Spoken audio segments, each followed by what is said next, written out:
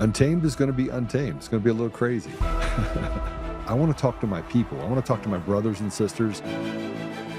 We can have grace and humility in how we interact with other people. Oh, hot dog, look at you. And nobody talked about what's really happening. And let's have conversations about what truth is.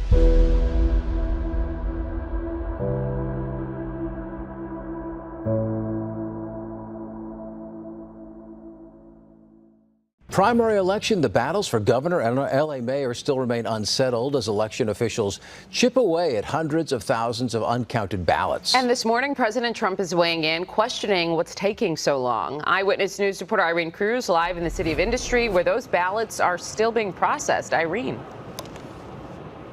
Yeah, John, Rachel, good morning. Those votes are still coming through, and President Trump has now taken to social media. He's accusing the Democrats of trying to steal the LA mayoral race and the California gubernatorial race, and he also says an investigation into the election is underway. So take a look. Trump wrote on Truth Social last night saying, quote, "There's big cheating by the Democrats in California under investigation by the U.S. Attorney's Office in Los Angeles. Why the vote counting delay?" Now, that claim about the investigation is unsubstantiated. He's also called out the use of mail-in ballots and says the Democrats are holding up the vote tallying, which both those statements are currently without merit. He's been making claims about California's elections since before Tuesday. Now, Governor Gavin Newsom has responded online saying, quote, "Trump is lying about California again. Time to take the phone away from Grandpa and put him to sleep." The delay in ballot counting is not a surprise here. According to the primary election website, ballots are still being processed and will continue to be counted through what's called the canvass period, which ends July 3rd. The Secretary of State must certify the results on July 10th. Now, back out here live, there are still more than 700,000 ballots to be counted and processed. And a little bit later today, we are expecting a new update from LA County. That's going to be dropping at 4 p.m. on the new numbers of this election. Hi, everyone. Welcome. Thanks for joining. Patrick here. Joe, something came up for Joe. He should be back in chair tomorrow. So thanks for tuning in. Class is in session today. And we started the show with, big surprise, election questions. Once again in California, specifically, days and days and days of counting ballots. Why does this continuously happen? Are our systems that outdated, that old, that it takes weeks, if not months, to get the vote count correct? When we use machines, apparently, or allegedly, that can do all this. So why is all this happening? Why is it delay after delay? And still, how do they know they have 700,000 ballots left? How did they get that number? How do they know? Simple. If you're counting, how do you know how many more you got to go? Unless you already know what you need. If the algorithm is telling you you need to get to this number in order to basically move Pratt off the second line, which is what I believe is going on in California right now. Bass is already locked in. And now you have the battle for the 2 slot, Pratt and the DSA agent, to go after Bass in November. And they're trying to knock Pratt off that second line. And they know they need to get to this number in order for the algorithm is telling them they need to get to this number. And that's where the flip's going to occur. That's what I believe. And anywhere you look, anywhere you go, specifically in blue cities and blue states, these elections are under lock and key. No one's allowed to look at it. No one's allowed to criticize it. No one's allowed to look under the hood, ever. Which only perpetuates the actual belief that these systems are rigged and fraudulent. Because at the end of the day, if you have nothing to hide to your people in your city, in your state, in your county, then there is no reason we can't open up everything and do full audits everywhere. Oh, it costs too much money. No. Bullshit. You got no problem hitting off billions of dollars to illegals. You got no problem hitting off hundreds of millions of dollars to NGOs. You got no problem hitting off billions of dollars to foreign nations. So what's the problem taking a couple $1 million to make sure our election systems are all correct? Simply put, they don't want to do it because we all know what they know, and what they've known for a long time is that they have hijacked our system. And more Americans are waking up to the fact, and the pressure's mounting on them, but still, they do not care. March on status quo. Newsom, Trump has nothing. Take cell phone away from grandpa, put him to bed. Well, how about you get your election systems figured out correctly? How come in other nations around the world, millions of ballots can be counted within a short period of time overnight? Why? How can that be done? How is that possible? How can Florida, which has a large population, get their ballots counted? But yet in California, it takes weeks or months because the fix needs to happen. And we have a great guest today. We have a lively personality in studio with me. I want to introduce you guys to James McAndrew. Say hi, James. Welcome to the show. Welcome to the party. Thank you so much for having me. Absolutely. Thanks for staying with us. Absolutely. So what do you think about that clip to start off the show? What's going on in California? Well, I don't see why anybody's arguing about it. It seems completely above board to me. You think it shouldn't it take that long? Shouldn't it take like 5-6 days extra to just make sure they know how many ballots that they need to win? Well, why 5 or 6? Why not 2 weeks? You know, it's constant. It's yet another opportunity for a steal. And this is now however many years into this that everybody's already in. What's the answer? Like, what's the people's answer? Everybody sees it.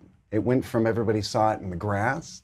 Now everybody's seeing it in real time. Obviously politicizing anybody that's criticizing the thing. But the issue is, it's not just Trump criticizing this. It's everybody criticizing this. And if they're not criticizing it, they're throwing their hands up in the air about it. And I'd be more interested to see honestly, what people really think on the ground. Like, do you really think it takes that many? This is a new phenomenon.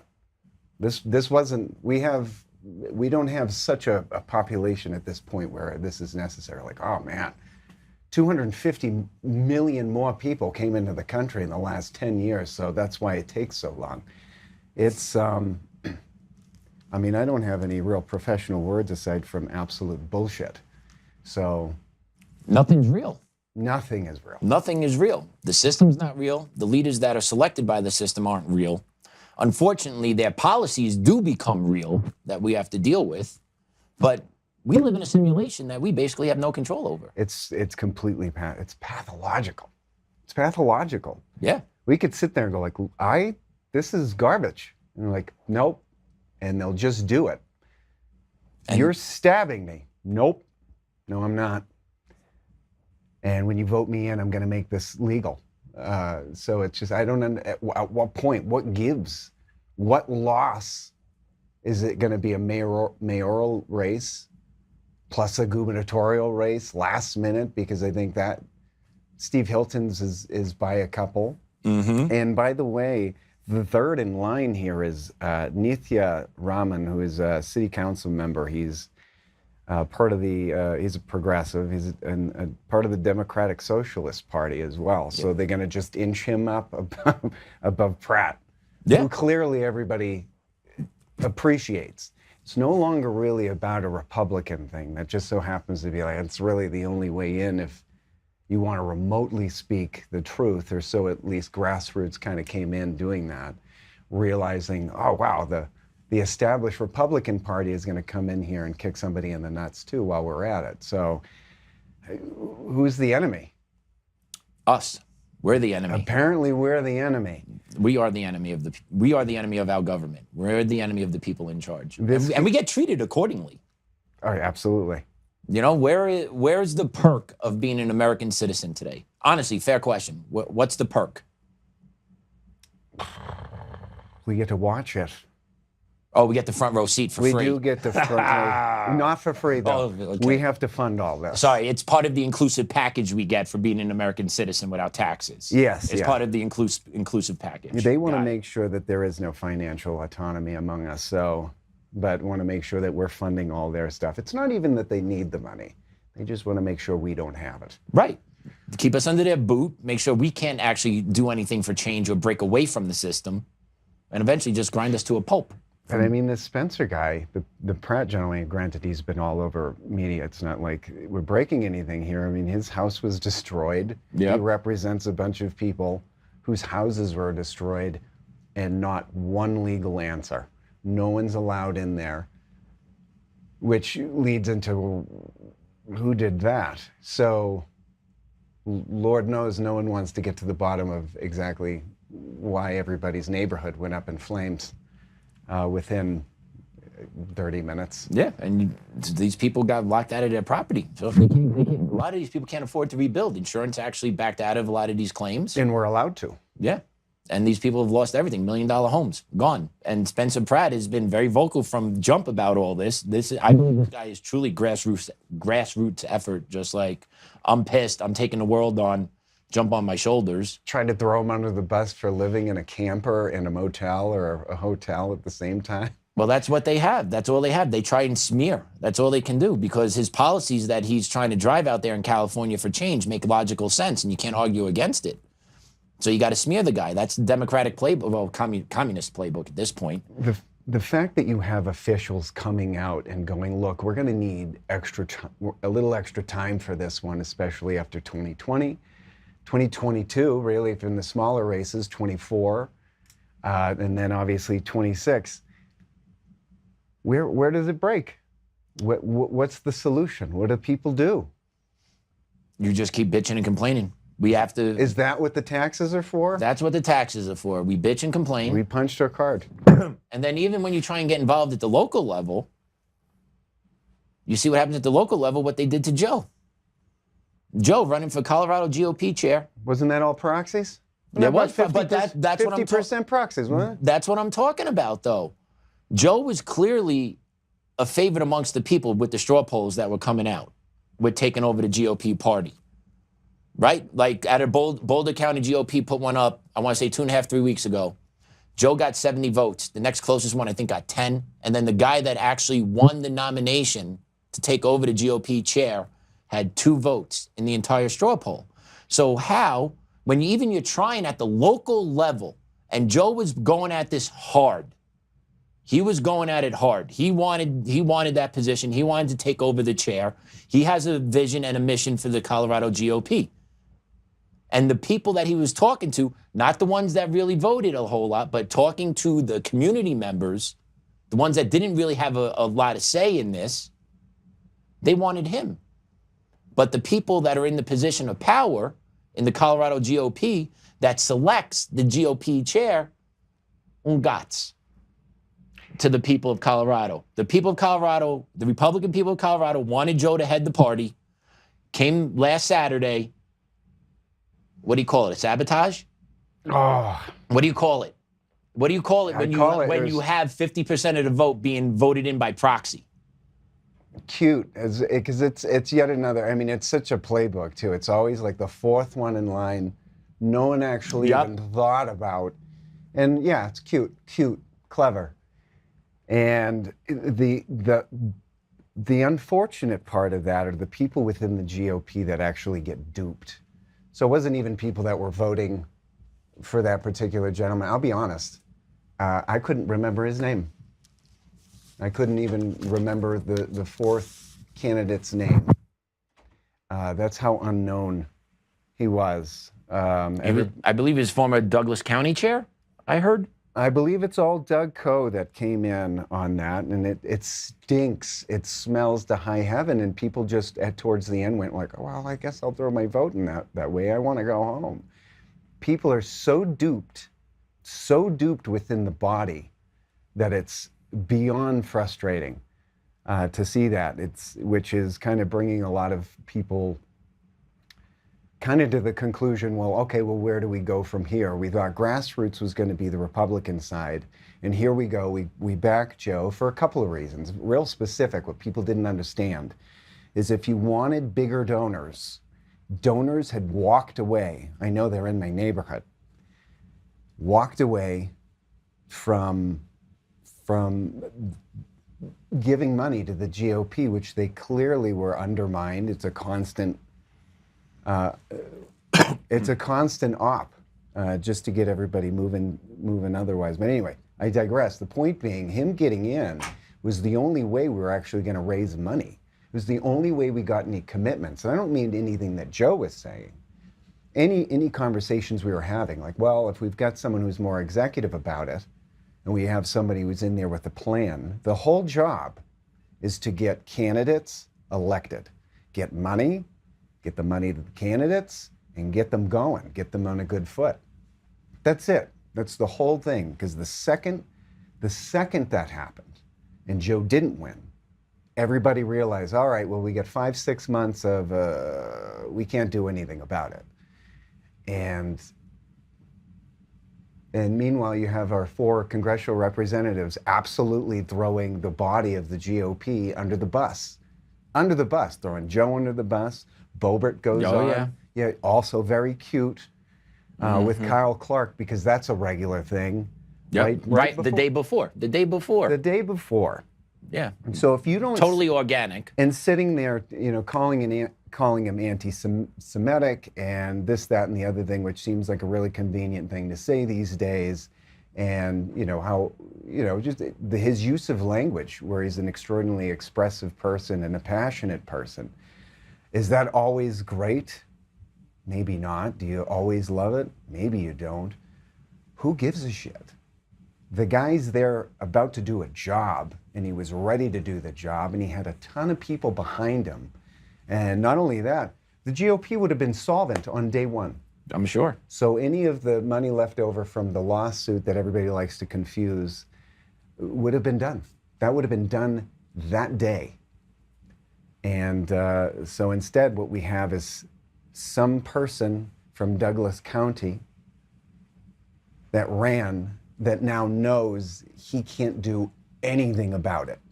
So that's the piece. If that's not a Joe Biden, oh, wait a minute, let me see how many votes we need, and then we'll get them. And then we'll let you know who wins by a fraction, by maybe like 10,000, and it's so disheartening, but at the end of the day, that's what they want. They want everybody in the GOP to go like, screw it, I'm leaving. And a lot of people kind of are, but where does that put us now? Perhaps in the same place where citizens are going to be in California. What are they going to do when they know their guy lost? Except they know that he didn't. Clearly didn't. Correct. He's completely popular. He is the most popular. People are coming out of the woodwork for his support.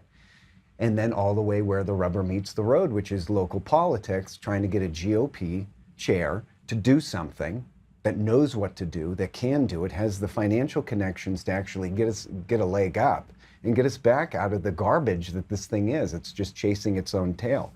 So it's frustrating to say the least. I don't know that I have an answer necessarily, but I think the third party thing, which we were talking about before, is something we'd love to lean into, but what does that really look like?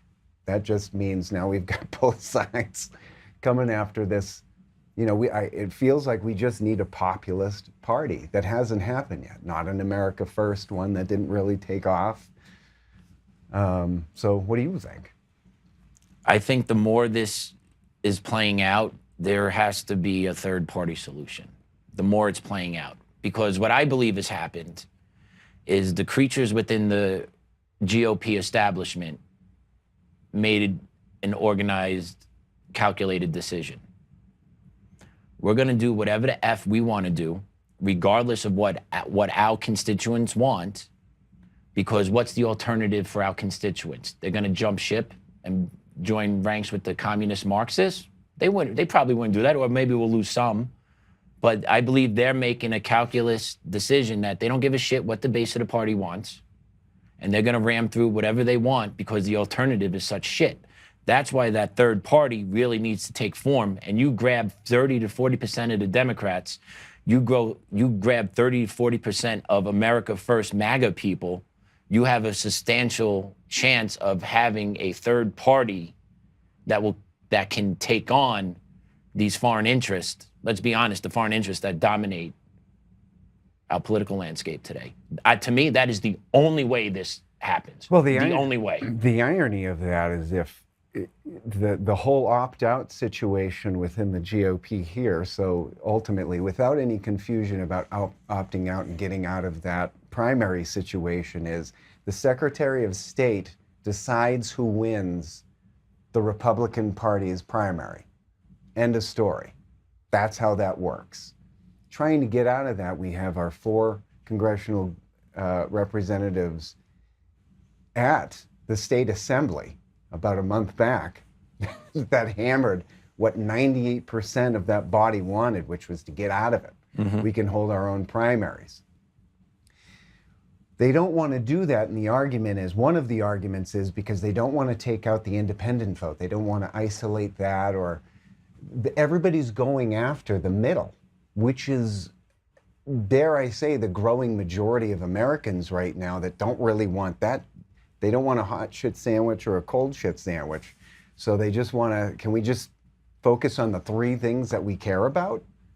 Just 3 or 4 things. That's it. A warm shit sandwich. Well, yeah, no warm shit sandwiches, please. I think, yeah. So it sounds a little... But the issue is that both sides are going for that independent vote. Well, don't you realize what the independent vote really has is all the power. They hold all the cards, because the Democratic side has to be, on the civilian side, I'm not talking about people getting paid to be a communist or whatever they are on the right. I mean, it's a 2-headed dragon feeding the same stomach, but who really has the power right now is actually every one of us who have been corralled into the center. I ended up Republican only because I thought, well, heck, what if I ran for something someday? I want to at least have this R attached to my name, just so people know that I'm legit. I am with this group, but I'm questioning it daily. Yeah. Like, I'm with, what's this group? What is the group? It's a group fighting over who's smarter, who knows whose agency, and basically completely confused as to what's going on. And we just want normal people with normal concerns to run for a normal office. And I don't want anything else to do with it. I don't want money from everybody else. I just want to fix this thing, do my job, and get out. The whole idea was to do well in the United States, pay back by doing some service in office, and you should be absolutely exhausted by the end of the 2-year or the 4-year term to go like, oh, I'm done. I hand that baton off to someone else who's a patriot, someone that is an American, that wants American people to be able to pursue their happiness. That's it. That's it. We're getting taxed. It doesn't matter what state you're in, let alone a blue state. But as I had said before, like being taxed out of people's financial autonomy, let alone owning anything. Yeah, good luck. Good luck. Before we go any further, I'll just guess to remind me, James, can you I didn't do a good job of introducing you to the audience. They want to know who you are. So you are a consultant. If you will. If you will, you are a consultant specifically towards the Republican Party? If kind of bit. Okay. I mean, okay. Surely not the left. Okay. Former entertainer. Former entertainer. I did that for quite some time. Didn't make any money doing that. Okay. But made some great music doing it. And then kind of fumbled into this world. Ended up very good friends with Joe. Worked with, my wife and I worked with Tina Peters when she was running for her GOP chair position, and that was very early on in any of that, and that is by no means a name drop at all. That's just how we kind of got into that.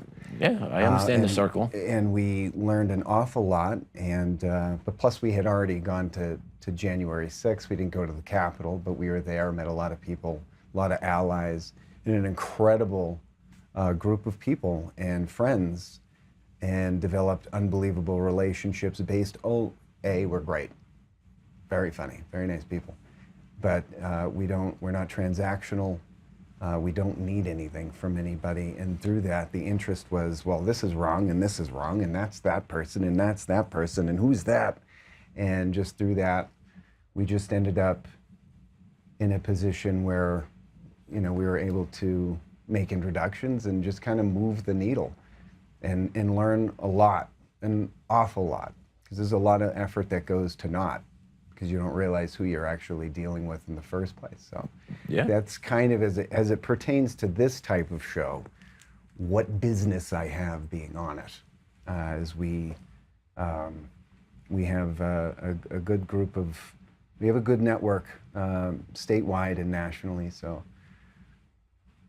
I ended up getting more involved in this. I started my record label for that band in 2020, and then COVID happened. So, and then had to deal with that, which terrible time to start any business was about then. And then I competed in that market, if that's such a thing. But the issue there was, what drove me out of that was who I was involved with were mostly people that had to throw up their BLM flags, all of that shit. And I think the final bit was when my manager had posted something that said, the most dangerous thing to the country right now are white armed Christians. And I am that. And then I said, you know that I'm that, what you just said. And she was like, well, you just have to understand that this is just the business that we're in. I'm like, apparently so. So I kind of walked. I was done. So now I sing to my dogs. There you go. Yeah, better audience. Pretty good audience. So there you go, guys. They never asked me to play Freebird. Okay. Nothing. Maybe I'll ask you to sing something before we close out today. Completely a cappella. Let's go. Of course. So just at the end of the day, I'm an American, and I'm proud to be an American, and I want to see people pursue their happiness. I want to see people have money. I get that. The sad part of this now is what this country's morphed into is that people get money, and so there's a decent amount of people that get money and happiness from tearing down this country now. And that there's been a cultural shift in that. Well, it's pretty easy to say yes, isn't it? If you have no morals, no compass whatsoever. Yeah. Can't see the forest through the trees, because they'll be the first ones to go. Just saying. They'll be the first ones gone. And that's why nothing is real. And I want to follow up because we were talking about what's going on in LA. Let's put this post up about some of the vote totals that were captured yesterday. So if you take a look, 39% of the vote in, Karen Bass had 117,579 votes. Spencer Pratt had 86,323 votes. At 42.4% of the vote in, Karen Bass had 130,429 votes. Spencer Pratt still had 86,323 votes. So, how does that happen? How does she get 23,000 votes in a count and Pratt does not get one? How is that statistically possible? Doesn't that sound super similar too? That sounds right. Running it back a little bit. Familiar, doesn't it? Running it back a little bit. Statistically, that seems a little tough to believe. And also, I believe you need 2 or 3 extra days in order to get those votes. You got to find them. You got to bring them in. You got to count them. Of course, they're repeating the playbook without any fear of consequence. Trump is saying the DOJ is watching. They're just laughing. They're just laughing, and they're going to keep this going on. And the fact that it's so fraudulent, Joe had a comment about this post. So let's put up Joe's post. We're going to read through Joe's post. And then we're going to see where Spencer Pratt actually is falling in the betting markets. So when Joe reposted this on his X account last night or yesterday, and he says, the elections are fraudulent, rigged, and not real. No one in LA has an appetite for Karen Bass, except, of course, Smartmatic. The fact that we debate the ridiculous and allow these criminals to continue to steal our sovereignty and terrorize our country with fake representation that leads to the destruction of our nation should tell you all you need to know. They are destroying our nation, and we are watching it happen and talking our way out of it. Pathetic.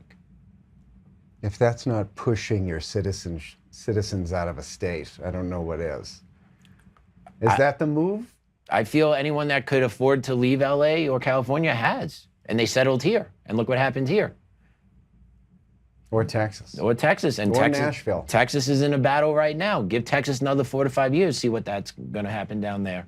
You got Nashville, that is, I've seen some clips out of Nashville. I can't believe that's Nashville, Tennessee. I can't believe that's going on. Yeah, it's kind of, it got LA-ified. It's remarkable. And it all goes back to the indoctrination of the kids through the school systems that get them primed to go to college to get shocked up a little more. And then they go out into the world and they move into these new age cities, Denver, Colorado, Austin, Texas, Nashville, and they create these little liberal enclaves where they all just migrate with their same thought process and voting habits and bring this ideology to these cities and states that infest and rot and take out whatever remnants of American society exist. And it's sad because, those are the same people that are sitting there, bitching and moaning about never being able to own anything, so why even try? I think it's not so much that, I think what they have is a do-nothing, group of people going out there and enjoying the perks of not pissing anyone off within their friend group. Well, I don't want to say anything too hoo-hoo. But these people are suffering. I mean, we're all suffering from the exact same thing, whether you're over here or you're over here, and it's not a real thing. None of those things, that's not real. They pretend to be over here. Meanwhile, look how they slice us up.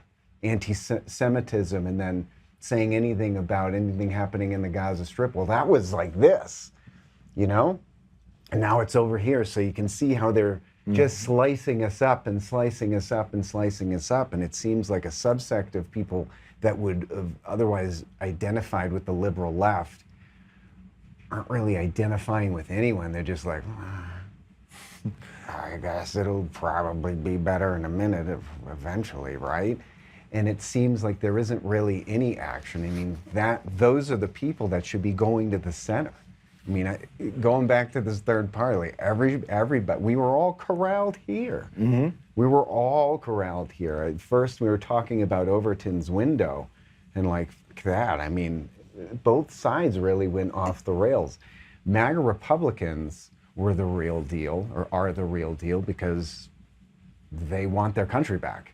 They don't want to pay taxes through the roof. They don't want children trafficked through the entire country.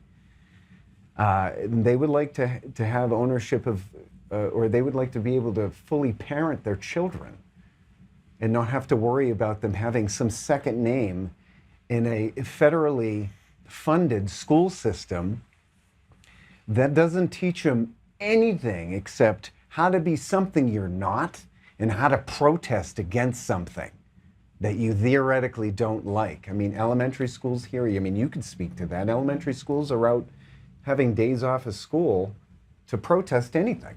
Yeah. When did that happen? Since 2020. Ever since George Floyd, equity, COVID, that whole concoction, and the schools reopened again, it was a full-on blitz across the board with equity, full-fledged, nonstop, coming back into the schools. That's when it really started. I remember when I was in school, growing up, there was one political thing that we did that I can remember from kindergarten to graduating high school.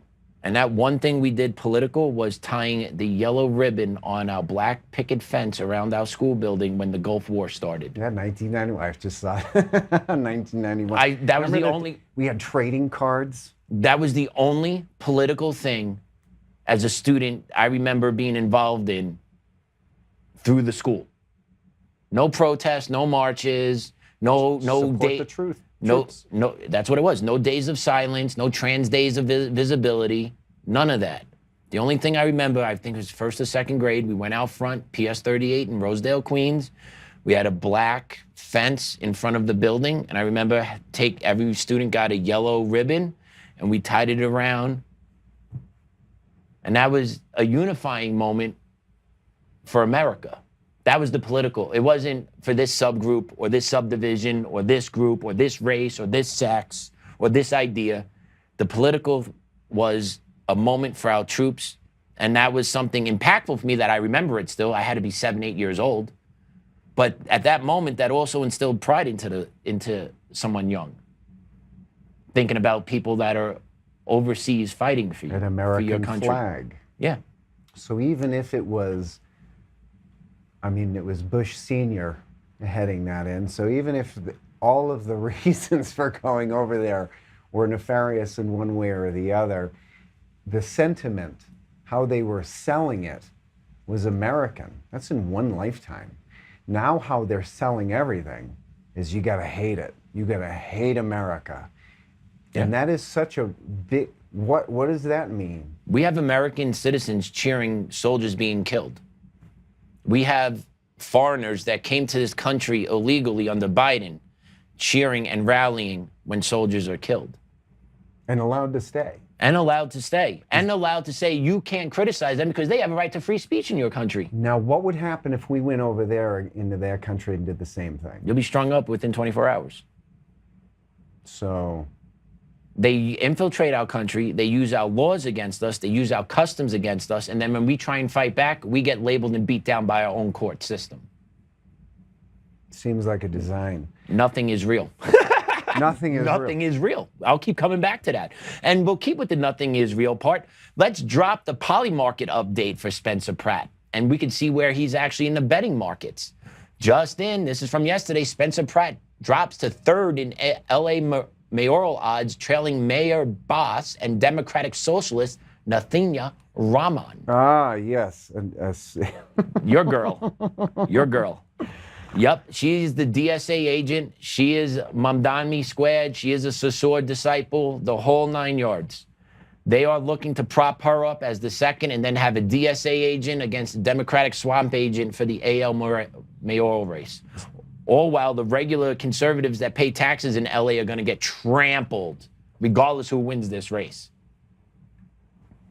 But yeah, this guy has momentum. He has a great social media game. He's been on media. He knows what he's saying. He has a vision what he wants to do in LA. And you're telling me the people in LA don't want this guy to take on the bull? Nothing's real. Nothing's real. Nothing's real. I would, it's, so what do we do for real people? What are real people thinking? What are real people saying? What are real people's plans? What's the contingency here? What I think is, I'm a real person, you're a real person. I think about my family. I figure out, I try and game plan what we need to do. That unfortunately is contingent on my legal outcomes. Like, I do not want to send my kid to public school. I shouldn't have to send my kid to the school district I'm suing for their treatment of me. There's no way they can treat my kid fairly. No way, no how. So what individual people need to do is you need to educate your family. You need to build a strong community of family and friend networks that you can rely on. And honestly, you got to fight every chance you can fight and take someone on. And I don't mean beat the shit out of someone in the street, but call them out online, call them out in a conversation. If you have to confront evil at every turn, you can't let people say something anymore and walk away and get away with it. You have to confront them with everything that they say. Last Saturday, I went up to a cidery up in Lafayette. A college friend was in town. Her and her husband and her 2 kids were in town. My wife and my kid, we went up there. I didn't know where she was politically, to be honest. I didn't know where she was. I knew her father was a really successful business guy in New York. So I was kind of thinking, all right, maybe Republican leaning. I know the dad was. I never knew where she was. And it came out that she is more left than I thought she was. And then we were having these conversations, and at the end of it, my wife's listening. My wife turns to her and says, "You're a closet conservative and you just don't know it yet." That's what I believe the majority of Americans are. Most people are. They are. People do not like the word. So we're both from the East Coast, from Boston here. New York here. You guys can hear the dialect difference, please. 2 guys that won't pronounce any A's whatsoever. I didn't meet a Republican until I was like 12. And it was news to the family. It was a friend of my sister's who came in. And that was it. But we were Kennedy Democrats. We were blue collar Dems, right? Which is what now? A Republican. Yeah. So, and then the whole idea, like, well, I don't want to be called a Republican, especially going through high school, because we were given the whole thing, like, oh, those people are like fat cigar smoking, like oil drilling pricks out there. Couldn't be further from the truth as you grow up. But that's the bit. You're young, you're liberal, and then at one point you go, You grow up and make some money. whoa. Yeah, you have to pay taxes. You grow up and make some money. And you realize that this is, or you watch the money go out the window to the most ridiculous things you've ever seen. That's another, yep. And let alone, and of course I was always a conspiracy theorist. Like 9/11 wasn't a real thing to me back then, but that was a left thing. Being conspiratorial, and that was the left side because Bush was in, right? But as soon as he wasn't anymore, then that wasn't a left thing anymore. Then it was all the way, moved to 2020, and then everything was conspiratorial on the right. And people don't understand what conservative means. It just means you're conserving the Bill of Rights. It's conserving your Constitution. You're conserving that. That's all it means. That's it. And the terminology is what's been attacked in the United States. They took civics out, right? What did they replace it with? But social studies. On and on and on. Hey, easy there. I was a social studies teacher. Well, I'm just saying. Am I right? No, you are. And the fact is, in the school systems, you don't really see. What I feel is they teach what being a citizen is too late in the school system. Pledge allegiance when I was... Oh, that's out. You can't make kids do that anymore. It's optional. I mean, that was the thing you did in elementary school. Optional, brother. Optional. I couldn't stop kids from walking in the hallways, or I couldn't have kids. I wasn't allowed as a dean to prevent movement during the school-wide Pledge of Allegiance. So basically, kids could do or say or behave any way they want. And it was honestly considered oppressive if I did by DEI standards. Of course. Because that flag doesn't represent greatness. That flag represents an oppressive regime. And if our kids don't want to support that, they don't need to. But they can look at this flag right over here. This one with all these squiggly bits and... Oh, the multicolored ones? 6 colors and all of this Baal flag that no one really even understands. The one with the light pink and the light blue. Yep. Yeah, that one. That can be in every classroom. In a school. So, but the thing is like this is within, I mean, we're not old men. This happened within our lifetime. Yeah, it has. Like I've got 1 foot over here, like, look, we wanted to bitch and moan when we were in high school and college. You moved on. I wouldn't even say our lifetime. I say this should happen in 20 years. Yeah. I graduated college 20 years ago. Yeah. This month.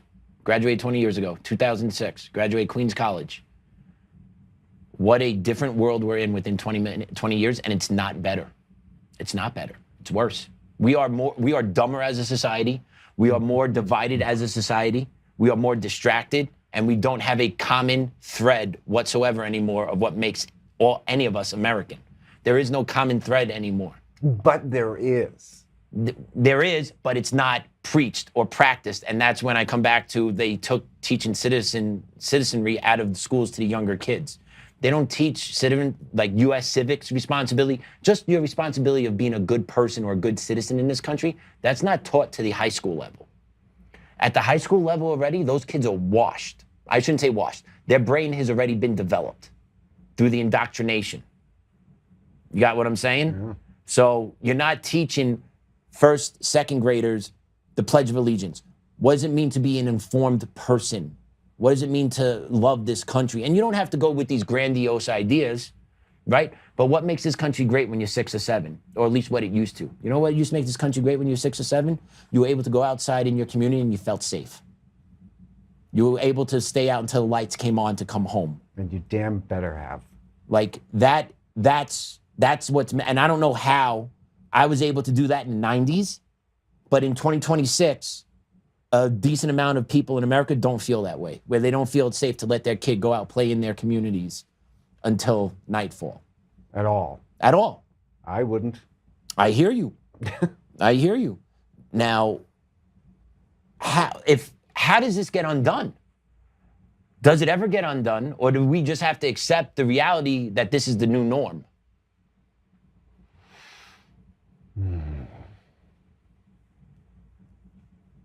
How do you ever go back to a society where our kids can stay out and play with their friends in the neighborhood at night, and you don't have to be scared, you don't have to be sitting on the front porch watching or being concerned? When can we go back to that, if we can go back to that? I mean, it has to start locally. I mean, that has to start with the neighborhood, with people talking and having people actually have a relationship. We also had a neighborhood where all the moms knew where all the kids were. Yes. Like it was Timmy McDonough's, Maria Giovannucci up there. The families would play telephone. I saw your kid doing this. Yeah, and then the other mom will smack you for your mom. And then smack that kid for their mom. Yeah. And that was really the difference, is that people, I mean, there was some fear. There was fear of God, but there was really fear of your mom. Yeah. And I don't think that's completely gone. I think it's easy to think that it's gone in individual cases, is because it's such a large issue, but we're not a small group of people within the United States that just think this or just started thinking this. There's been a whole bunch of people doing that.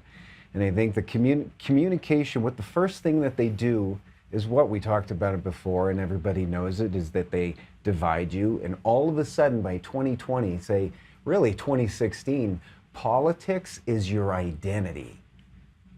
Politics has nothing to do with being a citizen. Politics has everything to do with politicians trying to get voted in by each other, really.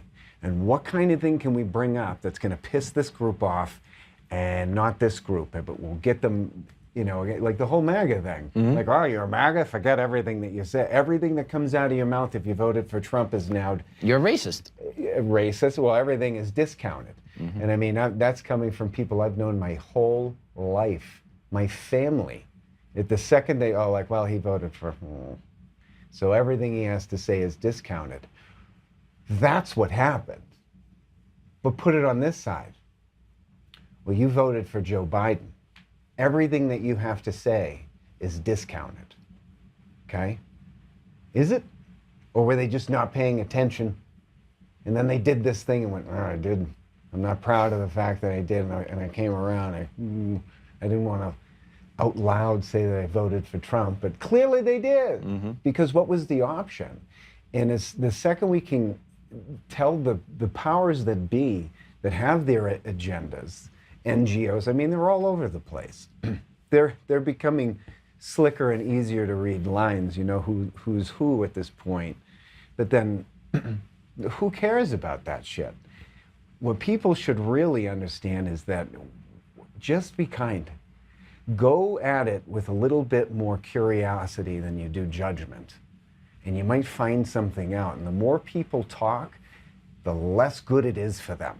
It is not good for the control group, the controllers of the United States, to have people loving, respecting, and caring about each other. We don't have to agree. We never did before.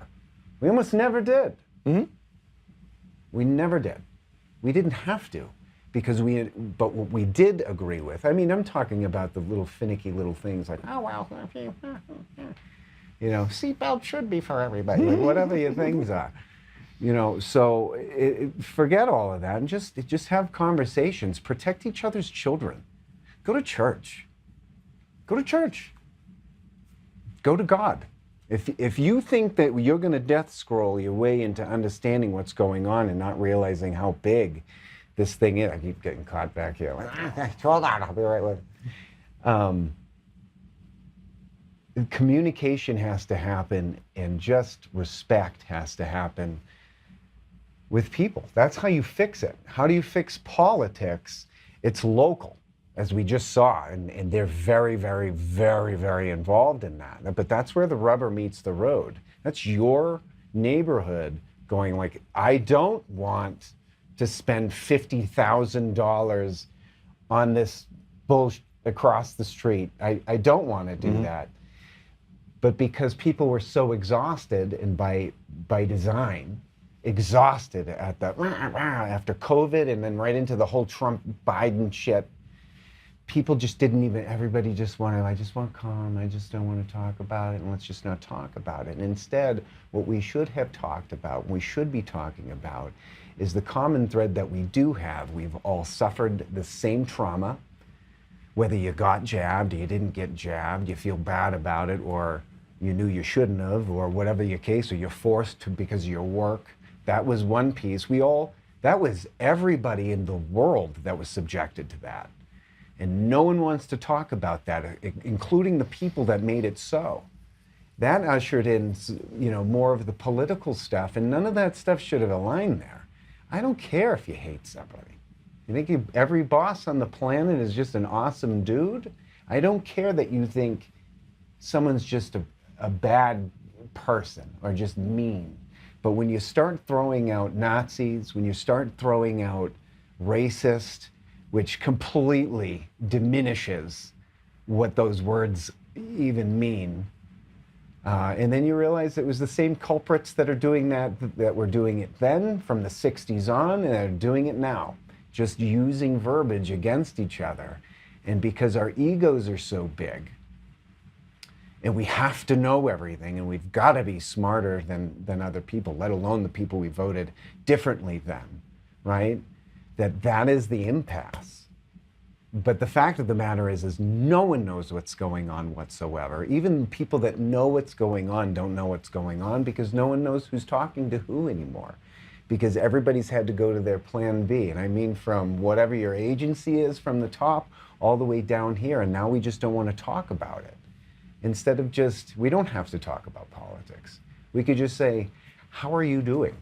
What's bothering you about this? And that's everybody in the middle.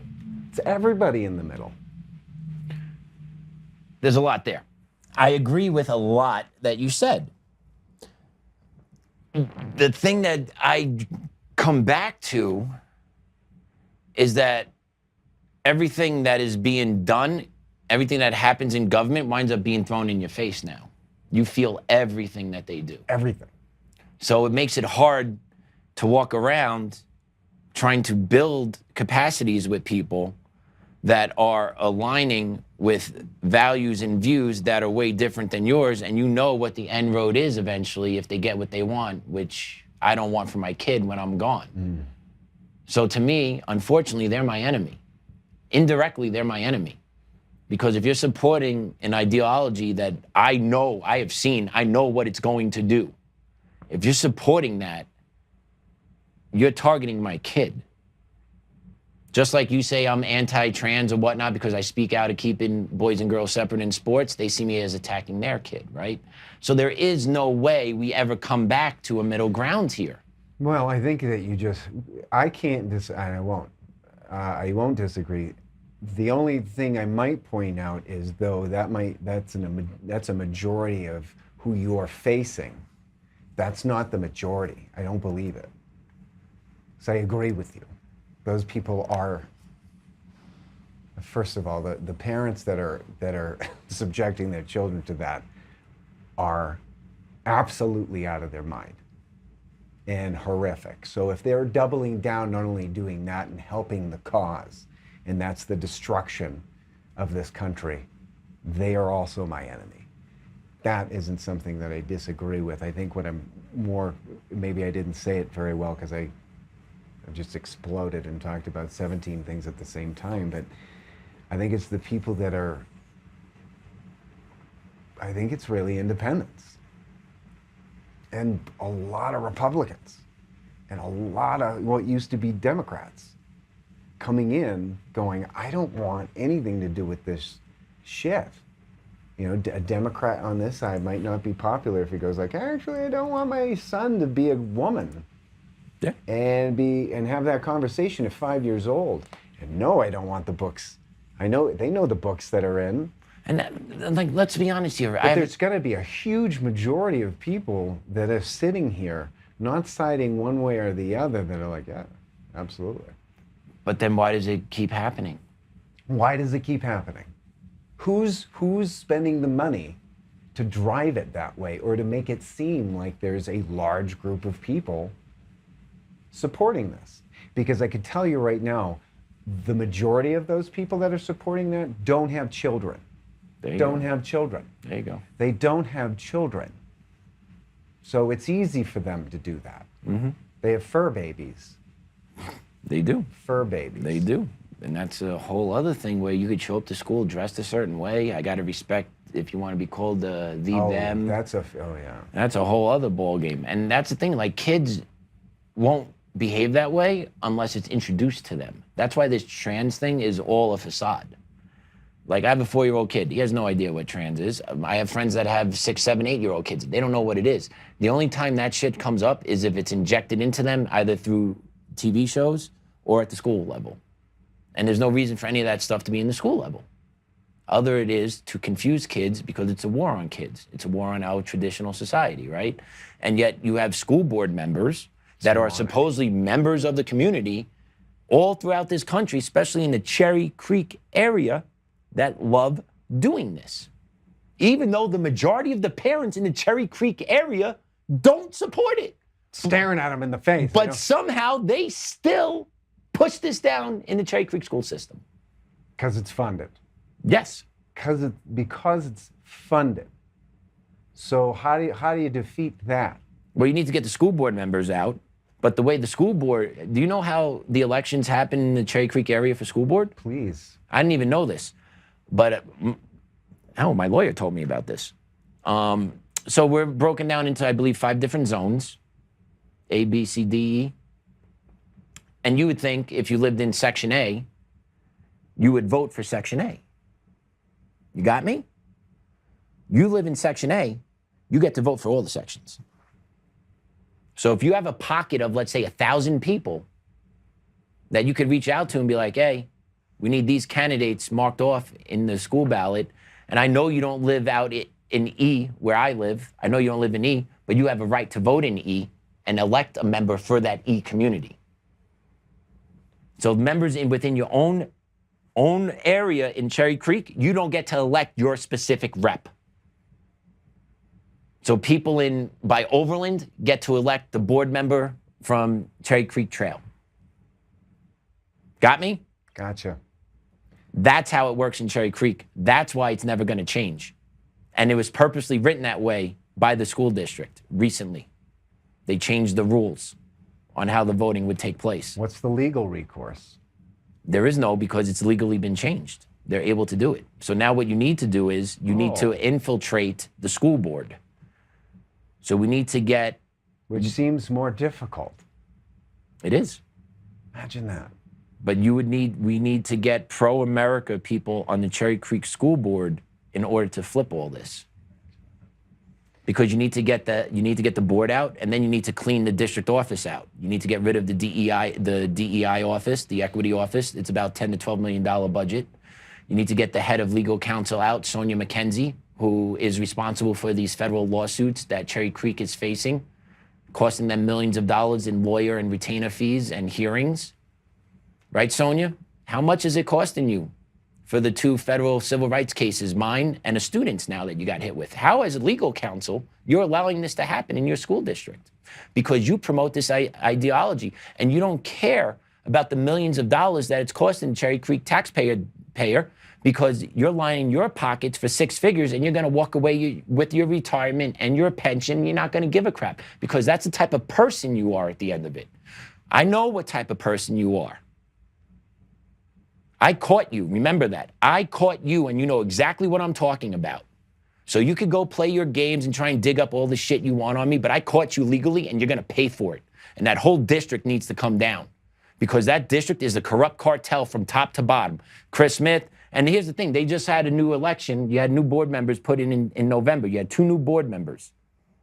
Okay? 5 board members. You have 2 new ones. So now, in reality, when I slapped them with a lawsuit a couple of years ago, you only have 3 board members left from when I slapped them with a lawsuit. The superintendent's gone.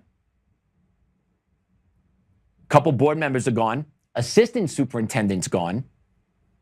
So who is actually driving the truck at the Cherry Creek School District that is still doubling down that we have a right to discriminate against this teacher for saying he's a proud American? They actually admitted to it in the 10th Circuit hearing.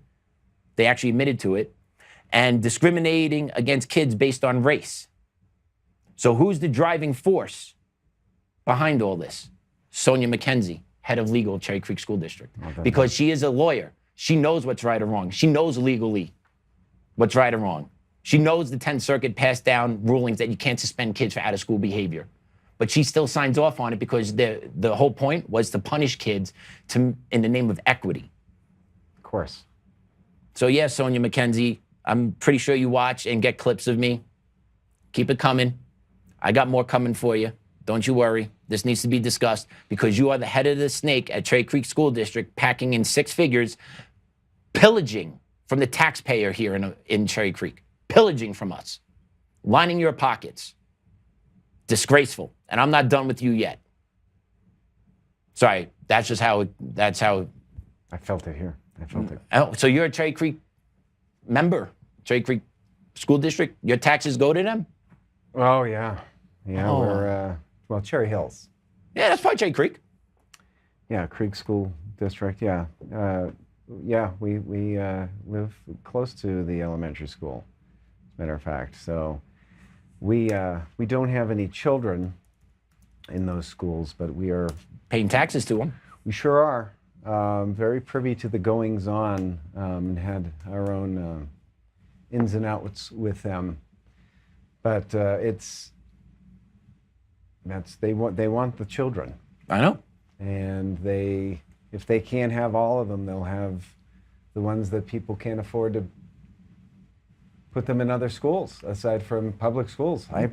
I'm a product of public school system. Not to say that that's great, but I survived it. So, but nothing. It just seems so absurd. Everything that's going on in society, everything logical doesn't make sense. Captured would be the word. Yeah, we live in a simulation. Nothing is real. Blue states, in particular, are captured 100% on every level. And speaking of blue states, I'm going to play a clip for you out of New Jersey. Take a look what just happened in New Jersey the other day. Yeah. Let's play cut 5, Damon. We win! When we organize, we win! Takbir! Allahu Akbar! Takbir! Allahu Akbar! Takbir! Allahu Akbar!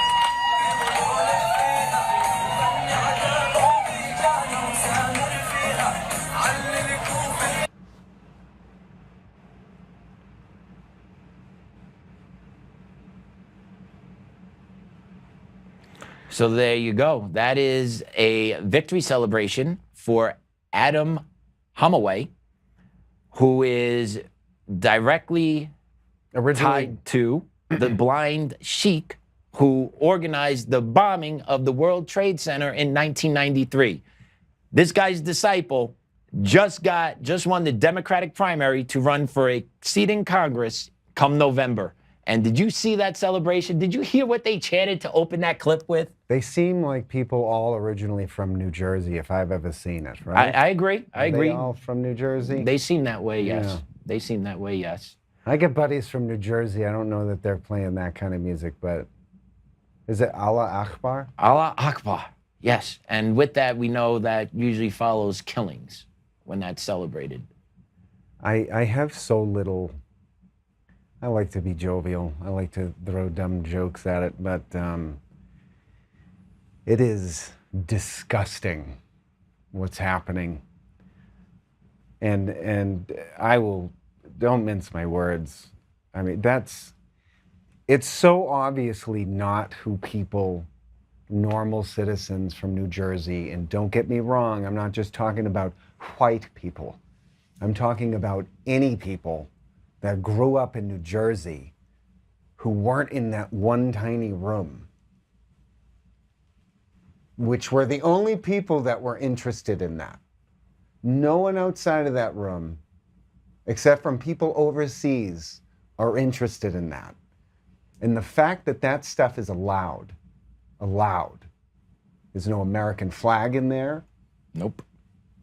Nothing. Has nothing to do with this country. Has nothing to do with this country. As a matter of fact, if you think it does, you're already in a different country, and you can get out too, as a matter of fact. It doesn't make any sense. No one's supporting that. And if white liberal girls with like blue hair, they're like, I don't even understand what I'm even saying. Like, they won't even listen to you, by the way. Yeah. You're less than a dog. I hope you know anybody that's, especially with Sharia law, that they're happy to usher in, and they're hoping obviously that this connects with Mamdani and that. Well, he was connected with Linda Sarsour. Linda Sarsour got Mamdani elected. She ran this guy's campaign too, and she openly talks about her hatred towards America, the need for Muslims not to assimilate. So yeah, there's only one reason why they're taking over these offices, and it's not to make America better. It's to unleash pain on the American people. 100%. This is being coordinated, and they're taking spots all over the place, and nothing's being done about it. Not a damn thing. And don't tell me nothing can't be done. You have Texas, you have Dearborn, Michigan, which is a big epicenter there. Mm-hmm. You've got the Muslim Brotherhood that started up here in Greeley, I believe, right? Yes. Didn't it? So it's all over here. When is this, at what point is anybody going to do anything about that? Like, that's not all right. None of it. No, it's not. None of it is okay. So you have abandoned churches being bought out, turned into. Oh, you should see the financial games being played there. Into mosques. Oh, I got some, the fire damage, their insurance damage, and they'll turn around going, oh, and then all of a sudden it's 30 cents on the dollar. Oh, but you can have it. They're just giving the churches away. And meanwhile, they're kicking priests out of the diocese. They're kicking priests out for telling the truth all over the country, which is not covered at all, taking their churches away. So they're taking American churches out of the hands of people that go to active church and handing them to Muslims. To be converted to community centers. Same goes with schools. And mosques. Why? And why? Why? Aside from what you just answered. There's only one reason why that's happening. It's not like they're involved in local communities. Like, hey, everybody has a right to practice. You're right. You're right. They do. You don't have a right to take a country over. More so, the politicians, the leadership throughout the country, do not have a right to allow that at all. At all. It's huge funded. It's so funded. If you wanted to see the only reason why we're not Europe right now is because we're armed. That's it. That's the only reason why we don't have at least more known rape gangs, because that's all hidden. Europe is so far gone they don't even hide it.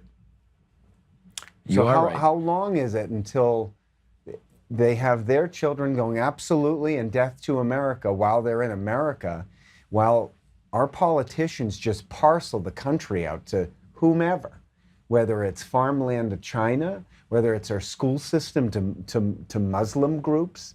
I mean, shoot, the Vatican is putting off most of their fundage to Muslim groups versus, I don't know, any of the Christians that are being murdered. Did not know that. Murdered. Well, I knew that. I didn't know about the funding part of it. Oh, absolutely. They're funneling most of their money to Muslim groups. The end. No money to Nigeria. No. No money to Syria. No money to Lebanon. where they're persecuted Christians. And I mean, when I say persecuted, think of the worst things to do to another human being, and that's what's being done. And no one's saying anything about it. So it's not just, I'm not talking America. I'm not talking, hey, I want my barbecue and my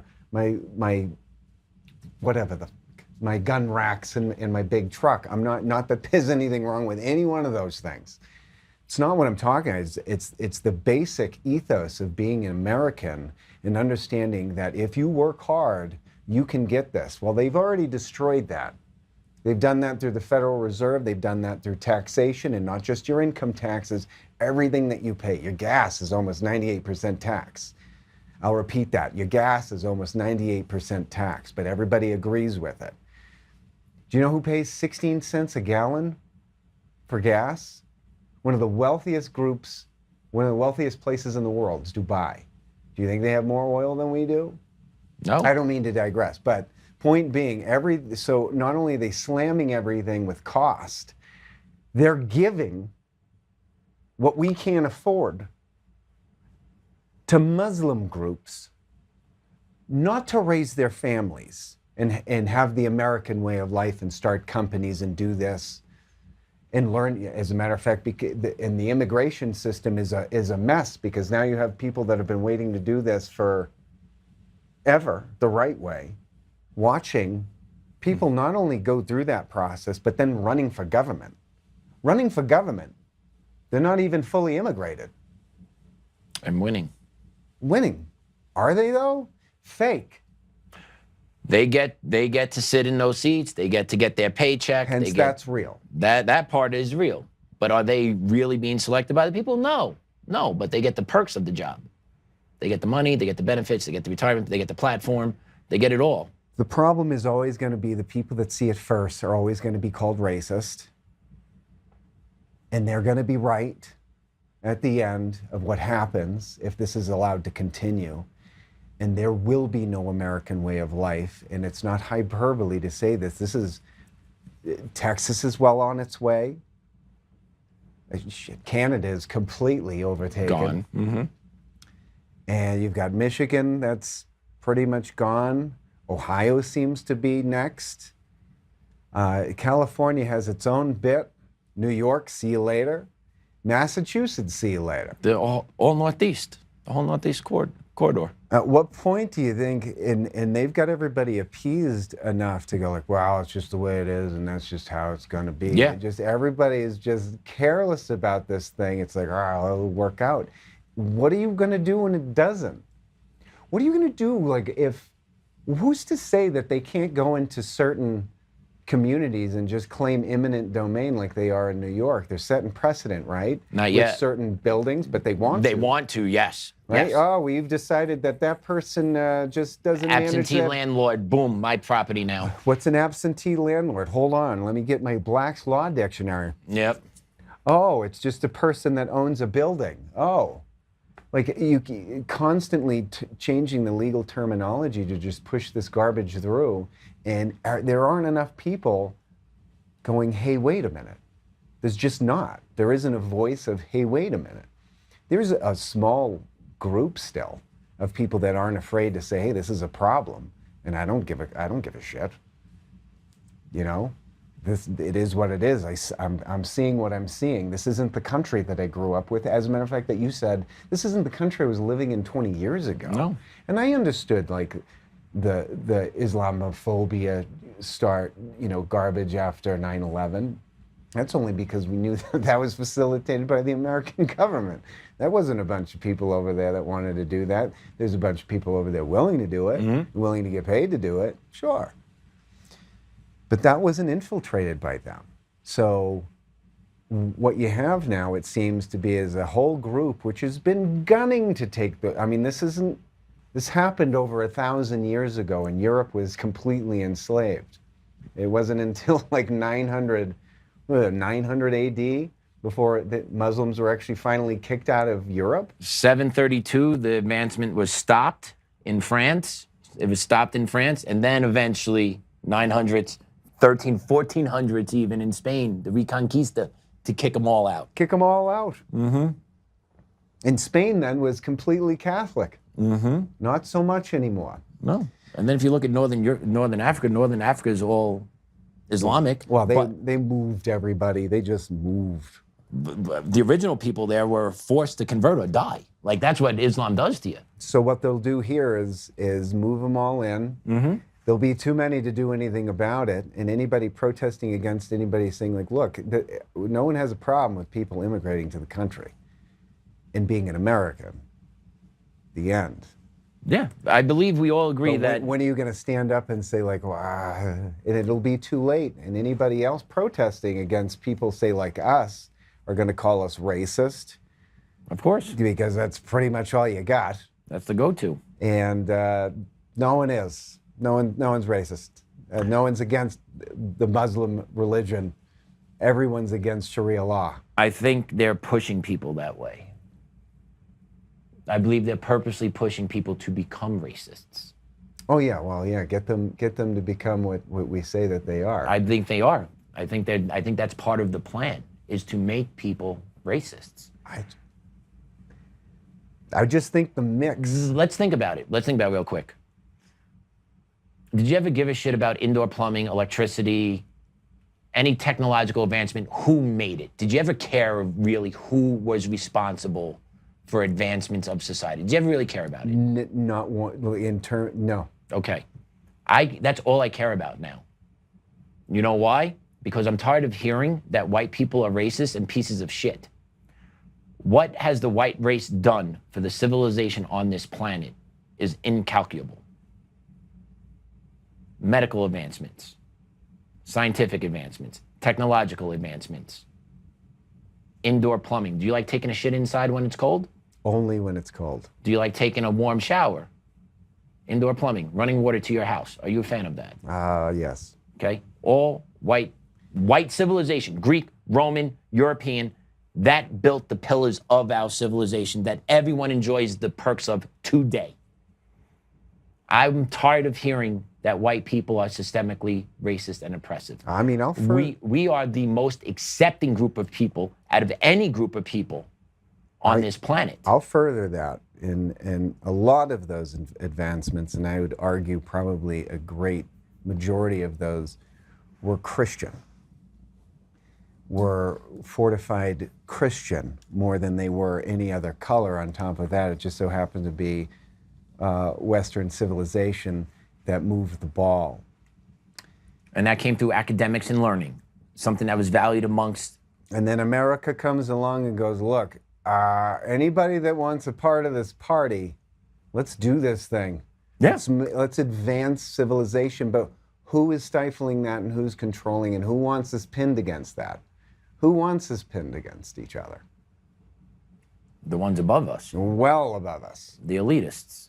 So that's what they want. They want us saying white, black, Muslim, white, black, Muslim, this, that, the other thing. And then when you have immigration policies that allow anybody and everybody to come into your country. And you give it to them with no stipulations. Yeah. And also not actually verifying, why are you coming here? Why are you coming here? Are you coming here for a better opportunity? Are you coming here just to suck the tit? Are you coming here? What are you coming here for? They're not going to ask that question because they're giving them money. I know that. I have behind my house, I got a neighbor. My kid loves playing with their kids. He used to work down at the border. He is now an air marshal. He was telling my wife stories that I also told my wife about, but she wouldn't believe me when I told her these. It took this gentleman telling her that illegals were getting $3,000 in cash envelopes as they were coming over, every one of them. Boom, boom, boom. Do what you like. Do cell what you phones like. as you come over, hitting them off with cell phones as they came in. So yeah, these people were not coming here to be part of the American dream.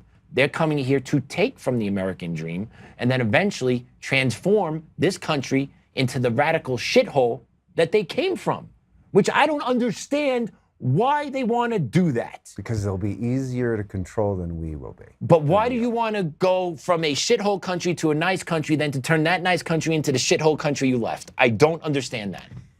I don't know that I can't speak to the psychology of it, but I don't know that it's necessarily presented that way. I think they're saying, hey, you deserve a piece of this, so go take it. Yeah, but what are you doing to benefit that society you're moving to? They don't care. Therefore, you're going to turn this society into that shithole society you left. They'll take their 7 wives, have 7 times the amount of children, and next thing you know, they're completely outnumbered. White Christians in general, this country was founded on Christian principles. Not Judeo-Christian? That's not a thing. Thank you. I'm just checking. I'm just verifying. Judeo-Christian is not a thing. They're completely opposed. But I might get in trouble for saying that. But we can go into that if you want. Read on your own. You go look what a Judeo-Christian. Yeah. So that's that. No, that was something like I'll put Judeo in there. Yeah, there you go. See, we're all aligned, and we're not. We're not. You have one group of people that just wanted to pursue happiness. I'm not saying that there wasn't funny business and some garbage going on. Right. We had a war over it. As a matter of fact, we were forced into a war over that on several tiers, several layers of that. But at the same, it doesn't matter. It was still the same basic group of people that were working hard, either farming, building businesses, doing what they wanted to do, right? According to God. You know, God's ethics, like that's where you get them. Wanting people to come over here and lift. You know, a rising tide raises all ships. That's really what being an American was all about. The Gilded Age was all about that. The Gilded Age is what Dubai is now. That's what we had here in the late 1800s into the early 1900s. That's a whole other story as to how they basically broke that apart. Very concerted efforts. But this just isn't new. It just happens to be coming here. This is just, now they're doing that in the United States. They've done this worldwide. They move mass amounts of people over and they change it over, so it's a lot easier to control. What are these people going to do to the people that have been handing those envelopes worth of cash? They're going to do exactly what they tell them to do. Yeah. What else are they going to do? They're not armed. You're right. There are groups that are for sure armed, but it's not the common populace. So you'll take that Muslim populace, who are arguably just as ignorant as any average American populace as to what's going on and what's really going on, and they'll be lambs led to the slaughter just the same.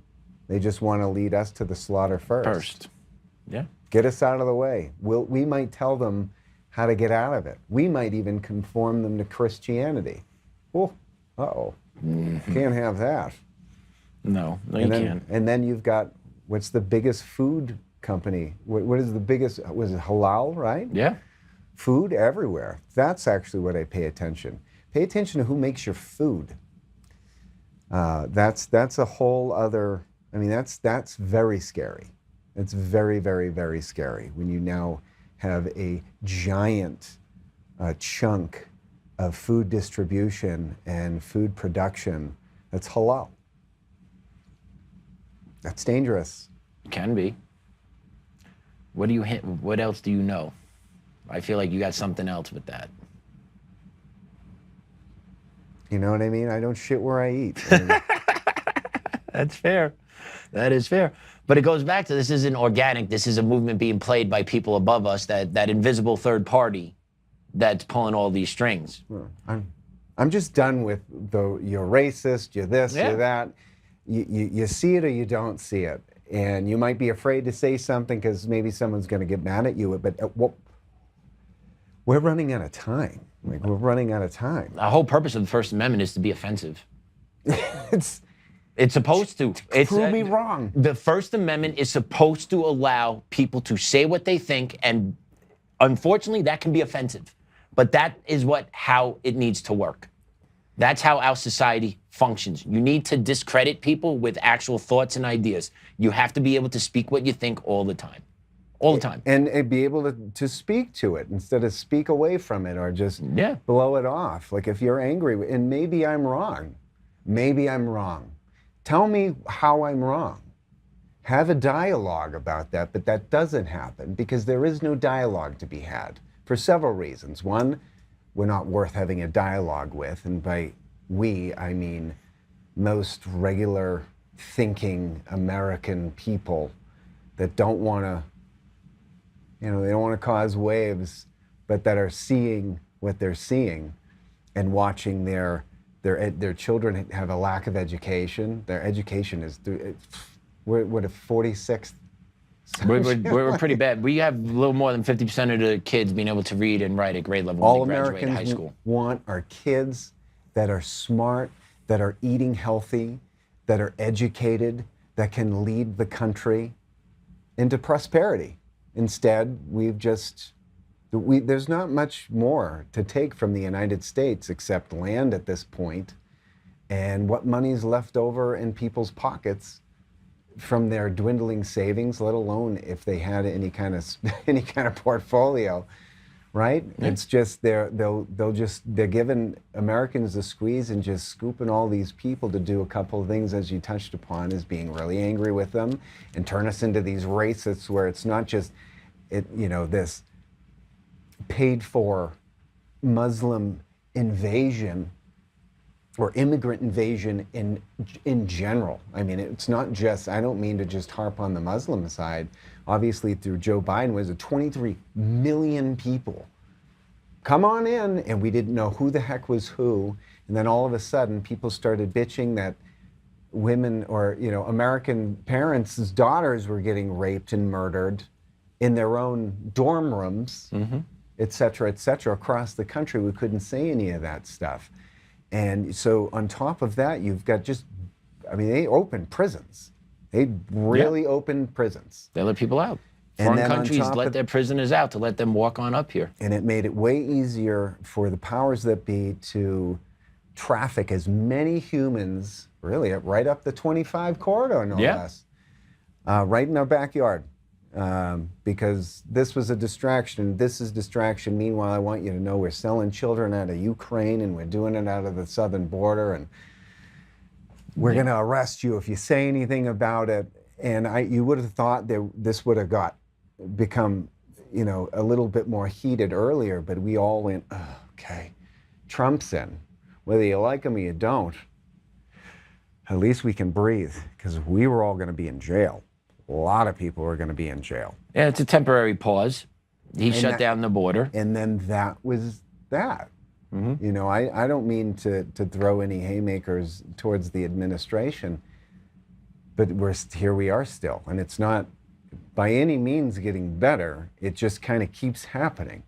And we can't say anything over here because that's Islamophobia. And you can't say anything over here because that's anti-Semitic. And you can't say that because you're white and you're racist. And, what kind of white? What kind of white am I? I'm Italian white. Is that still white? I don't know. I identified it as an American. That was a no-go. I liked that. Why can't we identify just as an American? We can look all kinds of different ways. Because you can get fired for it. And this man would know. You can get fired for it. Cherry Creek School District. Ron Garcia, E. Ortiz, buddy. Full circle. Ron Garcia, E. Ortiz. Mm-hmm. But he could talk about Viva la Raza, No Kings, all this other shit, but he doesn't have to compartmentalize that part of his feelings, apparently, when he goes to work. But me being a proud American, I have to compartmentalize being a proud American in order to serve the kids of the Cherry Creek School District. That's what they argued at the May 12th court hearing.